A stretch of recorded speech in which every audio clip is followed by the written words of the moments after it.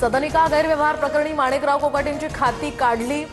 कोकाटे आता बिनखात्याचे मंत्री। हायकोर्टातनं दिलासा न मिळाल्यास कोकाटे बिनखात्याच्या मंत्रिपदाचाही राजीनामा देणार। कोकाटेंची खाती काढण्याची मुख्यमंत्र्यांची शिफारस राज्यपालांकडून मान्य। कोकाटेंजवळची खाती अजित पवारांकडे। कोकाटेंना मंत्रिमंडळातनं हाकलून द्या, विरोधकांची मागणी। माणिकराव कोकाटेंना कोणत्याही क्षणी अटक होण्याची शक्यता। सदनिका गैरव्यवहार प्रकरणी कोकाटेंना 2 वर्षांची शिक्षा, तर उच्च रक्तदाबामुळे कोकाटे सध्या लीलावती रुग्णालयात दाखल। खातं काढलं तरी कोकाटे मंत्री आहेत। फडणवीसांनी कोकाटेंना मंत्रिमंडळातनं बडतर्फ केलं पाहिजे, अंबादास दानवेंची मागणी।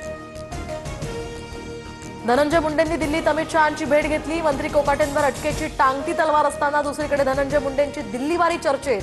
मंत्रिपदासाठी मुंडेंनी भेट घेतल्याची चर्चा। अमित शहांसोबत भेट पूर्वनियोजित होती। परळी वैद्यनाथ तीर्थक्षेत्रासह कारखान्यांसंदर्भात चर्चा झाली। धनंजय मुंडेंची ट्विट करत माहिती। धनंजय मुंडेंचं हायकमांड मुंबईत, ते दिल्लीत का आले माहिती नाही। वैयक्तिक कामासाठी दिल्लीत आले असावेत, खासदार तटकरेंचा मुंडेंना टोला। संतोष देशमुख हत्या प्रकरणात वाल्मिक कराडमुळे धनंजय मुंडे अडचणीत। मंत्रिपदासाठी मुंडे भाजपात जाण्याची शक्यता, करुणा मुंडेंचा दावा। अजित पवारांचा आणखी एक आमदार अडचणीत, पोलिसांनी शिबिगाळ भोवली। दरम्यान भंडाऱ्याचे आमदार राजू कारेमोरे यांना कोर्टाकडनं 2 वर्षांची तंबी, तर कारेमोरेंसह 4 सहकाऱ्यांची बंदपत्रकावर सुटका। दक्षिण आफ्रिकेविरोधातील चौथ्या T20 सामना दाट धुक्यामुळे रद्द, तर 5 सामन्यांच्या मालिकेत भारताची 2-1 आघाडी।